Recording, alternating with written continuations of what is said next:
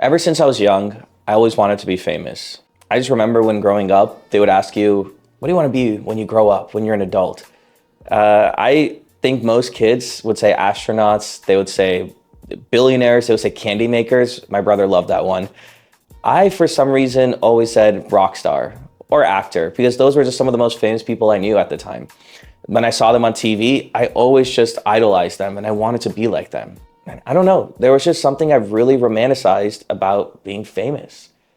It's like it's like a rooted part of my personality. I always felt like it would just happen. It was just part of my destiny. I wanted status so badly, and I've just been curious thinking, why is that for me? Maybe, I mean, it's nice to command respect and be wanted by others. But for me, I think it's a bit deeper. I think it's to be like important or maybe remembered at some level. Like if I'm not famous, what's the point of living? See, when I compare myself to others, I think I trick myself into thinking I have a lot of status. But when I compare myself to real celebrities, famous status people,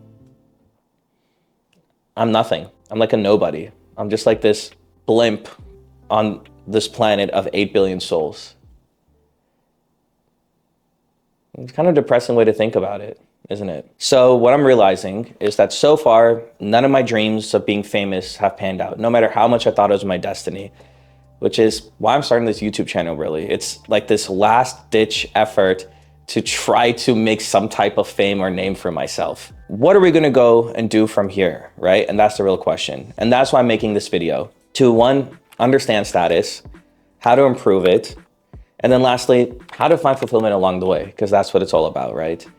And if you're someone who also feels the same way as I did, stick around. I think these 3 principles that I've come up with will help you a lot as well. So principle 1 is even the rock star is lonely. This thing I'm chasing, it feels really cool from the outside, right? But from the inside, famous people are some of the loneliest we know. I saw this interview with Justin Bieber. You may have heard of him. He talks about how one minute he's in front of this crowd of thousands and thousands of people yelling and shouting and screaming his name. Girls are literally fainting on the floor because they're so obsessed with him. And then just like that, he's back in his car, driving alone, going home. At the end of the day, what I'm realizing is famous people are actually jealous of us. They have no freedoms. They are lonely. They don't have real, genuine relationships. People want them for money and status, and it's kind of true. That's all they want from them. Versus people like you and me, we have a lot of options. We have a lot of genuine, real relationships. And there's so many famous people that are just very sad people. They lead very sad and lonely lives, and many of them don't even want to live anymore. We've seen a lot of those stories. And here's the crazy part. No matter how famous you and I get in this lifetime, in this generation, we still won't be remembered for like at least at most 100 years. Michael Jackson and Steve Jobs, my grandkids probably won't know who they are. What's crazier is Elvis Presley, the most famous man alive for a short period amount of time. My kids won't know who that is. They just won't. So like you could literally be a Michael Jackson tier icon in history. Like you could attain that level of status and fame. I could. And still not even remembered for more than a generation or 2. So that's kind of the limit we're playing. Of course, maybe you're like an Aristotle or a Socrates or a Genghis Khan, Alexander the Great, but those people also lived pretty miserable lives. I mean, Mozart was homeless and broke and living on the streets and died, I think at like 30 out of just illness because he couldn't get medicine. So what's the point of fame and stuff if you are literally living an incredibly terrible life during the moment, and maybe you're famous afterwards, right? But yeah, there are like 10 people in all of history we can name. Those are also only a few hundred years ago. You have to remember, like they're no more than like 300, 400 years, most of these people. So you could be an icon of your generation and still be remembered for a generation or 2 at most. So that's something that's just kind of humbling to remember, that this game we're playing, the status game, this legacy, these Wikipedia pages I want, in 100 years, it won't even matter. Most people will just never understand you or what life you have or what you have to go through. And that's something also that's a bit humbling to realize, that I'm kind of already better off in all aspects of maybe not wealth, but health, love, and happiness than most famous people. Here's the funny thing about status and fame too, that I realized, that no matter how much status and fame you have, you will always feel low status because there's always gonna be someone who comes in that has more. It's pretty messed up to think about it this way, but it's true. Like, I've always thought, like, if I make $1 million, I'll be ultra high status. But then put me in a room with people who've made $10 million and suddenly I feel poor and low status again. If I have millions of subscribers on YouTube, I'll finally feel like I have high status. But if I'm signing autographs and Mr. Beast walks in, everyone will run away and go to him. So you can literally be Drake. You can literally be Drake. You can literally be Kanye. You can be LeBron James and live and walking in a room, and then an Elon or Jeff Bezos comes in, and then suddenly no one wants to hang out with you because you have low status. You can be Elon Musk, and then Obama walks in and no one wants to hang out with you. See, there's tier lists for going. No matter how much status you have in this life, you'll only be remembered for 100 years at most. Maybe more if you're like I don't know, some crazy figure of history, but there's like 5 of those in life and they're still not remembered for more than a few hundred years. 2, you will always have low status. No matter how much of this game I try so hard to win and play and I struggle and grind and eat glass to be famous, I'll still never be more famous than another person because someone will just crush me again. So this fame thing and status thing looks really glamorous from the outside. And you know, I've talked about how there's a few things that isn't so glamorous from the inside. And it kind of reminds me of this quote that Gandhi had, this really famous quote. And he said, "The path to greatness is a lonely one." And what I'm thinking is that, sure, it is lonely, but it's lonely only if you think money and status is what makes it great. Because ultimately, like, fame has many benefits, right? But being famous probably isn't one of them. Principle number 2 is playing the game anyway. So I've realized that playing this status game will just make me unhappy. It will have no potential benefits in the long term. And if anything, I'll probably want to off myself by the end of it because no one wins this game ever. But I'm going to play this anyway because I think having this status goal or something to shoot for gives me purpose and passion in life. It makes me want to get out of bed and do something. So even though there's only negatives to attaining status and having this fame, I'm going to play the game anyway. And there is a lot of biological reasons why. We're hardwired. This isn't just a vanity metric. From an evolutionary standpoint, humans, we desire and seek status in everything we do. It's a survival mechanism because those with higher status had better access to resources, mates, better quality of life, more food. So that's why, as humans, it's the reason why apparently a lot of evolutionary psychologists say that we have risen above in the animal kingdom than others is because of this status game we play. And we just did it better than all the other animals. I don't know how true that is, but that's what they say. So what's funny is the first thing I thought when I started learning and researching about status is, what about people who, like Mother Teresa? There's no way she has placed a status game, right? Like when I think of status, I think of like Andrew Tate, Elon Musk, businessmen, entrepreneurs, moguls, actors, actresses. But Mother Teresa is actually one of the masters of status. And we're gonna get into that second. But even that like hippy dippy friend of yours who says, "Oh, I don't subscribe to the status games. I don't play these games," they're literally saying that to one up you in status. Remember those books when we used to read when we were kids, like Choose Your Own Adventure, and then depending on what page you read, you would end up at a different page. It was like RPG game, right? So I'm gonna give you an RPG metaphor to explain the status stuff. So there's 3 ways you can choose your adventure in status. There's dominance status, virtue status, and competence status. Dominant status means like you're just the most massive, biggest, strongest person around. It's anything to do with physicality, right? So you can win by just being like Christopher Bumstead, right? You're just absolutely massive, Arnold Schwarzenegger. You can also win by being incredibly talented in fighting or martial arts or knowing how to use a gun, knowing how to use weapons. So that's another area of dominance. Another one that we commonly love is athletes, how they do physical prowess, being an Olympian, being an athlete on stage or basketball or something like that.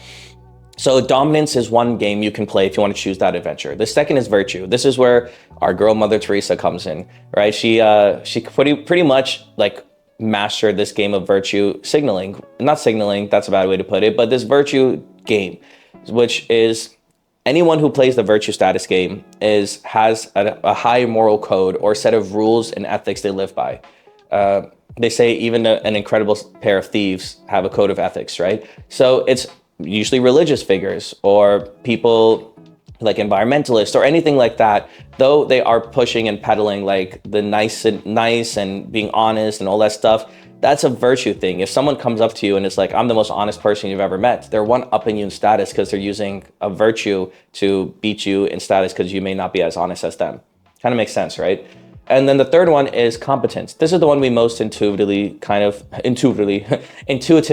understand.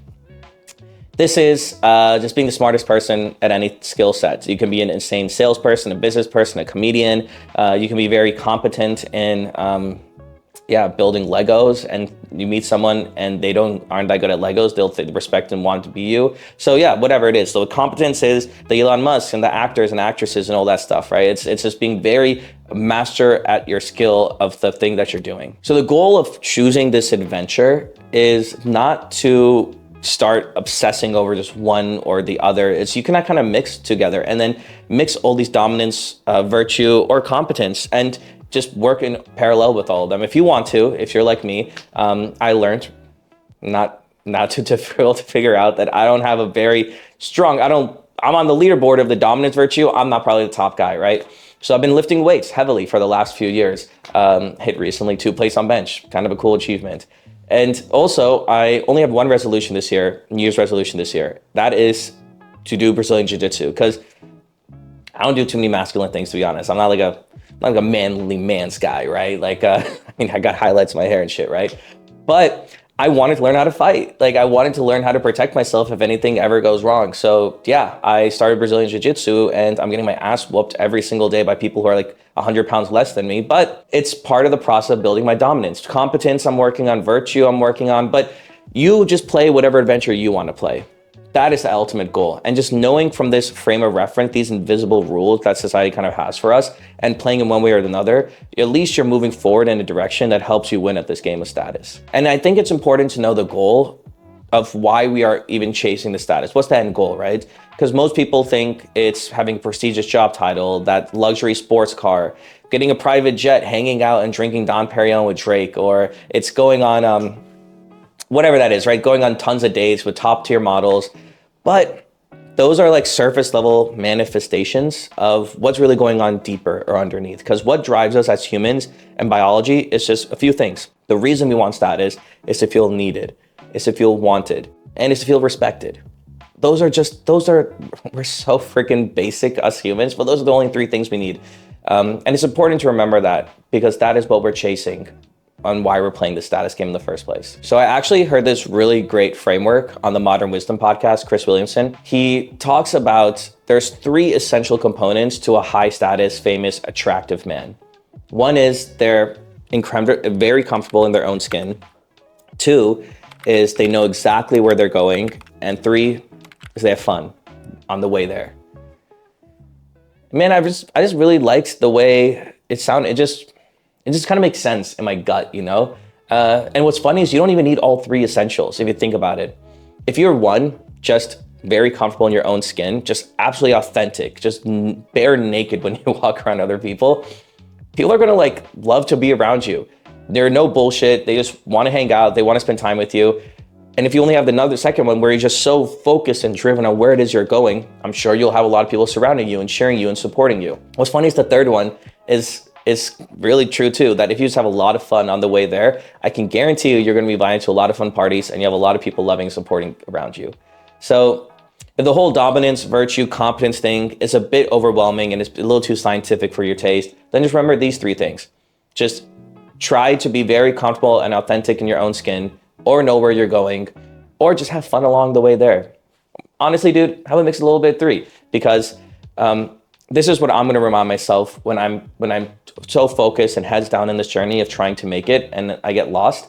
This is where I'm gonna remind myself that, hey, am I just having fun along the way there? Or am I focused? Or am I just completely authentic? Because if I'm doing one of those things, I'm still winning and moving forward in this game of status. So principle number 3 is finding fulfillment.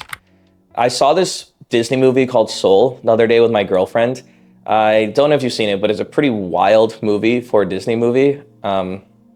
Basically, it's about this guy who spent 40 plus years trying to make it as a musician, and he never really made it, ended up becoming a teacher, blah, blah, blah. But suddenly at age 45 or whatever it was, he finally gets the gig of his life that will change his life. It's like, I finally made it, I broke through. Oh, my 40 years of crap was worth it to do this. He's so excited because he won the audition, and his performance is that night. So he hasn't done his performance yet. So during that day, he won the audition. He's running around, literally frolicking in the streets of New York where there's traffic and stuff.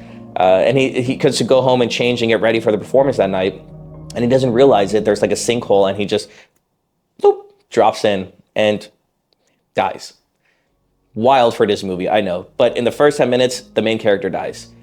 And this guy was so desperate, so obsessed with this performance, because he's like, finally my life will have meaning, it'll be worth it, that his soul, they show the image of his soul, is like, he's in heaven and he's walking towards the gates of heaven or something, right? But he's so like obsessed with that, I need to make that performance because that means my life was worth it, or I made something myself, that he somehow finesses his way to jump off the ledge, back into earth, back into his own body for one last shot at doing the performance. So he does the performance, breaks the rules of all like the universe, and still, plays, he gets reprimanded later. But he plays a performance, he crushes it, does really well, and you can see him, he's happy, he's excited, he's loving it, there's colors in the air. And then, kind of like the lonely rock star in Principle One, he steps out, everyone's going home. And the lead singer is there, and he's just like, so now what? Like, is that it? And she's like, yeah, we just come back and do it all over again. And it's kind of that feeling that we all have, that if I just try hard enough, or if I just hit that goal, if I just do this, my whole life will make sense. It'll be worth it and everything. This main character, he was so miserable his whole life, that when he finally made it and got that 25-hour high, it wasn't even worth it. It didn't even feel that great. So point being, on this game of life, on status, or whatever it is, we set these crazy goals for ourselves. But if we don't enjoy the process and the journey along the way there, if we're just suffering and miserable, what's the point even? I know it's cliche as it sounds, but it's really journey over destination, because there'll always be another destination and another destination and another destination. And if we're like the 40-year-old man just eating glass and trying so hard to make it and miserable and hating every second of life because he hasn't made it yet, and then when he suddenly makes it, feels great for a few seconds, and then what, right? So we have to find fulfillment along the way. It's great to set these goals, but if we don't have fun, if we don't know, and if we're not just in love with the process, then there's no point of these destination and goals, because we're just going to be miserable the whole time and feel great for a few hours after a few years and then be miserable again. So it's a never-ending cycle. There's this famous saying, I'm not sure if you heard it or not, but it's, anytime you need fame, what you need is community.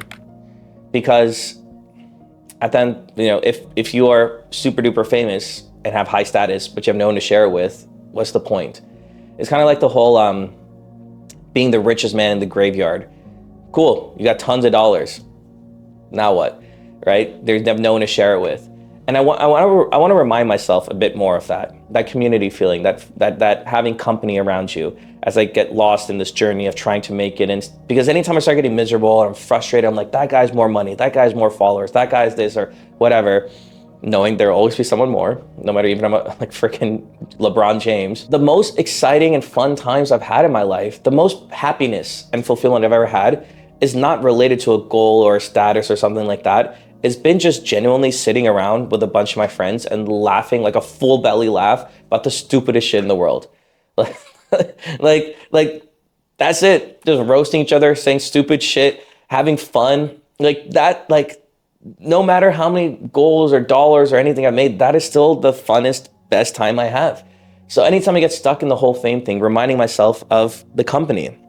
And also, the best feelings I've had in the world are sometimes when I'm sitting with my girlfriend and I'm knowing nothing in the world matters because I'm surrounded by so much love and support in her arms.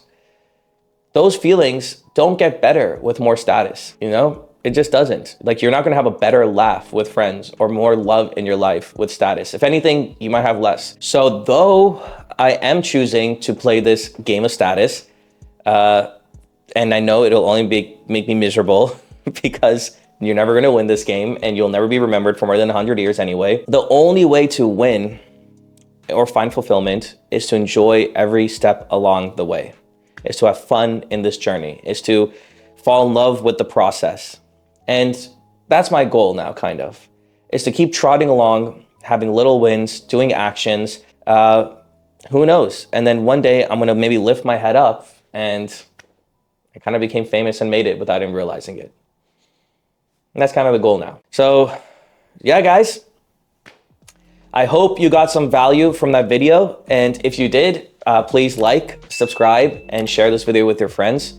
Those thumbs up actually do help. So I really appreciate if you want to hit one of those if you stayed this long in the video. And then just let me know in the comments, what is one thing, the first thing you'll do if you get famous? Like, let's say Freaky Friday, you one day woke up super duper famous. What's the first thing you would do? Lastly, if you're serious about self-improvement and you want to take your life to the next level and close that gap between who you currently are and who you're capable of being, go ahead and check out my course, Success Formula. Link is in the description box below, but it will be one of the best investments you've made this year. I promise you that. But guys, hope you liked this video as I discovered for myself how to solve this messed up status problem I had. And I hope these 3 principles, if you feel the same, have helped you out as well.